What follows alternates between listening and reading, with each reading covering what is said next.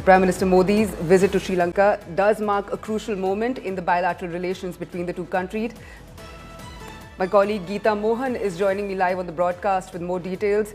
Geeta, all eyes are on the defence deal, which is expected to be brought up today. What can you tell us? What are you picking up on what the deal could possibly say?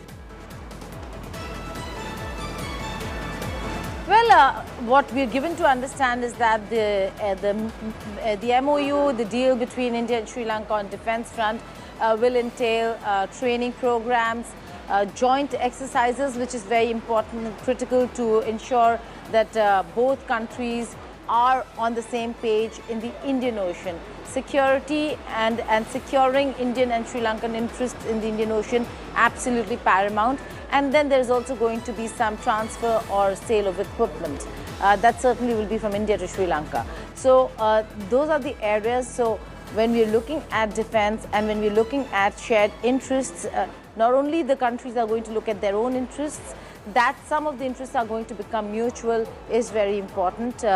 Keeping an eye on Chinese involvement in Sri Lanka and Chinese interests in Sri Lanka. So India does monitor what Sri Lanka is doing with China. Don't forget, Dissanayake has been engaging Beijing very, very strongly. There are very important projects, including critical ones on in the critical port infrastructure, including Hambantota, that China is involved in. China will continue to play a key role. It's only about how India manages to be a player, an important one, and one of the most important ones in Sri Lanka. So you're going to look at a lot that's going to happen today. There's also inauguration of an energy project, a solar energy project in Trincomalee. India highly invested not just in ensuring that there's development, that Sri Lanka comes out of the debt crisis it faces. From 2028, it will have to start repaying its IMF debts.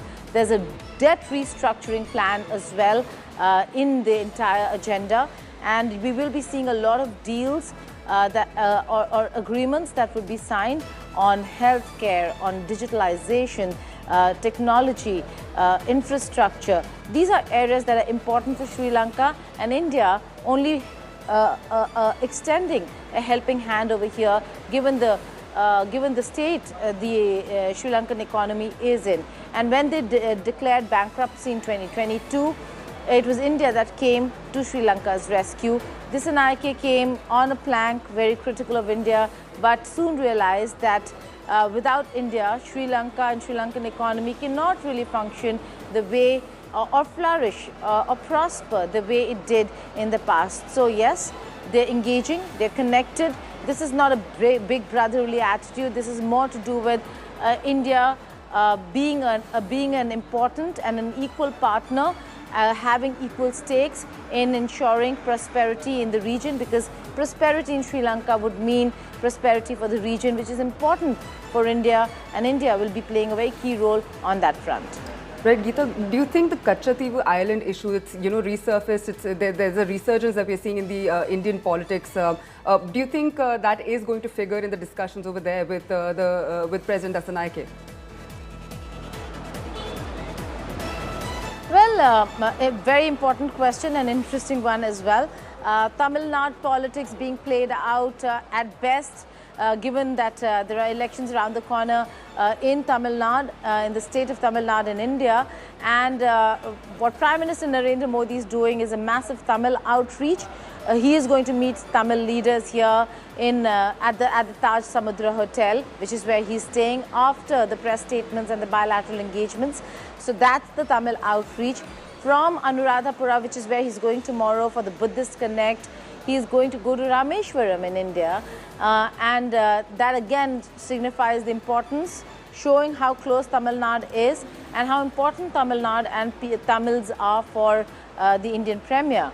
Katchatheevu is a very important issue, and we have been saying this and reporting this, that the fishermen's issue in totality is going to come up. It must have come up. The delegation level talks are still underway.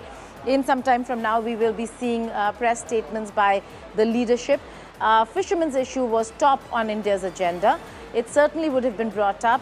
The Indian Tamil fishermen being apprehended around Katchatheevu has been a problem for India.